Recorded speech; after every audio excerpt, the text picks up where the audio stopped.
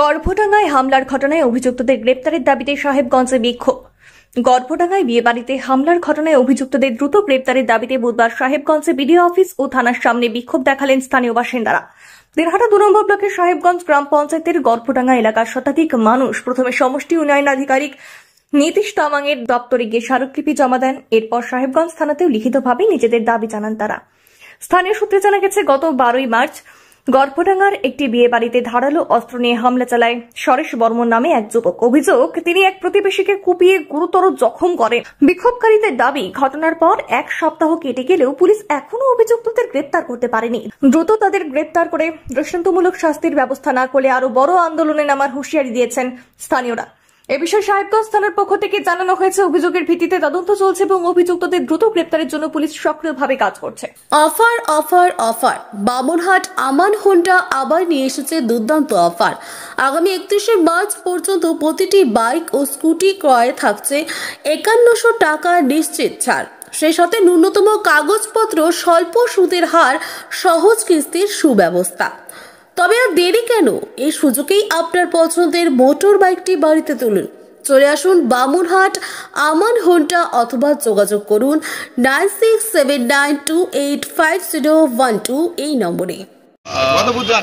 বুধবার 12 তারিখ 27 ওই দিন পাশের বাড়িতে বিয়ের অনুষ্ঠানে আমার ভাস্তা মনোজ রায়ও যায় এবং অনেকেই ওই বিয়ে বাড়িতে উপস্থিত থাকে বিয়ের অনুষ্ঠানে। সেখানে আমার ভাস্তা এবং ওই যে আসামি সরেশ বর্মন, এরা সবাই ছিল। সামান্য একটু কথা কাটাকাটি হয় ওদের মধ্যে এবং প্রথম কথা কাটাকাটি হয় ওর নিজের ভাই মহেশ বর্মনের সাথে।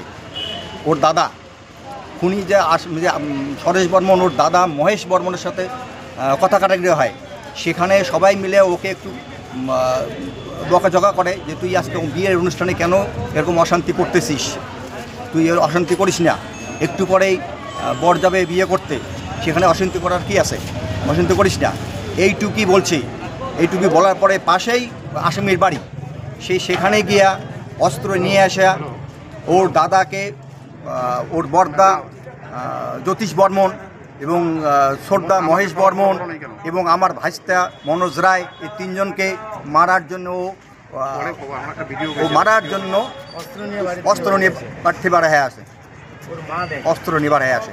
এবং সেখানে কারণবশত আমার ভাইস্তা ওখানে সেই বিয়েবাড়ি থেকে আসতে বাড়ি আসতেছিল সরল মনে, তখন সেই আমার ভাইস্তাকে অ্যাটাক করে সেখানেই এখন সেখান থেকে এখন বাড়ি আসছে, কিন্তু সেই এখন শয্যাশায়ী খেতে পারে না কিছু না। আসামি তো এখনো অধরা, আসামি এখনো অধরা আছে। হ্যাঁ, আজকে বিডিও সাহেবকে কি বললেন? বিডিও সাহেবকে বললাম আমরা আসামিকে আপনারা ধরার ব্যবস্থা করুন।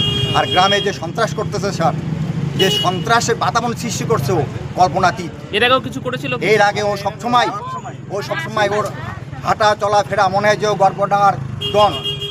নিজের ভাইদেরকে কারোর সঙ্গে কোনো সম্পর্ক নেই। আচ্ছা, নিজের 2 দাদাকেই যে মানে পৈতৃক যে ভিটা, সে ভিটার থেকে উচ্ছেদ করে দিছে। সেখানে ওই বাড়ি কান্দে কাটে ওরা চলে আসার পরে আলাদা জায়গায় বাড়ি করছে, সেখানেও না আসে অত্যাচার করে, সেখানেও অস্ত্র দেখায়। এখন আপনারা কি চাচ্ছেন? এখন আমরা চাই খুনি সরেশ বর্মনের মানে উপযুক্ত শাস্তি চাই। ও গ্রামে যদি আরো আসে। কি নাম আপনার? আমার নাম দীনেশ বর্মন, মনোজ আমার ভাস্তা। কাজে আমি চাই আমরা গ্রামের শান্তিতে থাকতে চাই, এরকম